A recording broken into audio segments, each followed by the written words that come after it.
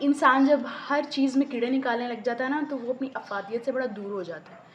کیونکہ جب وہ ہر شے میں کوئی برائی ڈھونڈے گا اور سوچے گا یہ جو میرے ساتھ بھلائی کر رہا ہے نا ضرور اس میں کوئی اس کا فائدہ ہے، تو وہ پھر ایسے انسان کے ساتھ بھلائی کبھی ہوتی بھی نہیں ہے، کیونکہ وہ اسے بس یہی نظر آتا ہے کہ بس کسی طرح میں اس میں سے نیگیٹیوٹی ڈھونڈ لوں۔ اب میں نے کہیں پڑھا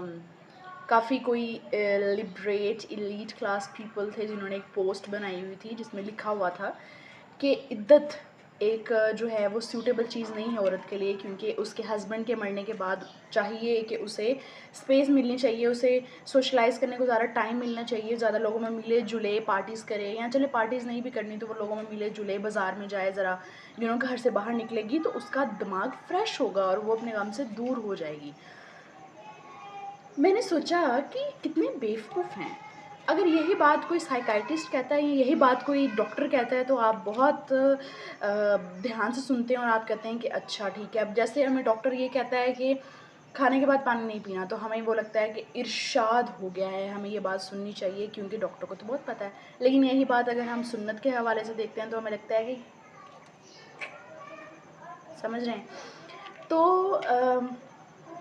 عدت کا بیسکلی ایک عام انسان کی نظریے سے میں اگر بتاؤں، ایک ایسا انسان جو عام انسان ہے جو کہ کوئی سائیکائٹسٹ نہیں ہے، جو کہ کوئی عالم دین نہیں ہے، اس کے حوالے سے اگر میں بتاؤں تو مجھے یہ سمجھ آتی ہے کہ عدت اس لیے ہے کیونکہ انسان کو نا کچھ وقت چاہیے اپنے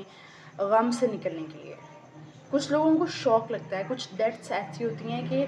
گھر والے جو ہوتے ہیں، خاص طور پہ بیوی جو ہوتی ہے، اس کو شوق لگتا ہے کہ یہ اچانک کیسے ہو گیا، ابھی تو ہنستا کھیلتا میرے ساتھ بیٹھا ہوا تھا اور گیا ہے گھر سے باہر اور ایسے اس کی ڈیتھ ہو گئی ہے۔ اور کچھ شوق جو ہوتے ہیں وہ ایسے ہوتے ہیں کہ آپ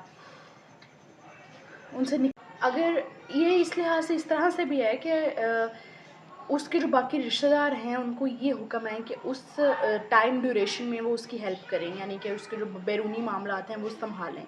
تاکہ وہ گھر میں رہ کر، ایک چار دیواری میں رہ کر، ایک پرسکون جگہ پہ رہ کر، اپنی اسپیس میں رہ کر اپنے دکھ کو کے جو انیشیل ڈیز ہیں ان کو گزار سکے۔ وہ دکھ ساری عمر ختم تو نہیں ہونا، لیکن جو انیشیل ڈیز ہوتے ہیں وہ بہت زیادہ دردناک ہوتے ہیں، ٹھیک ہے۔ تو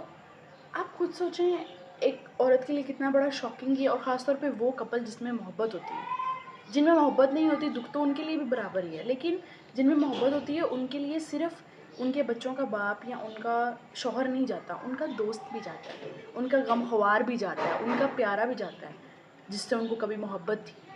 تو کتنا بڑا مینٹل شاک ہے یہ۔ تو عدت جو ہے وہ اس مینٹل شاک کو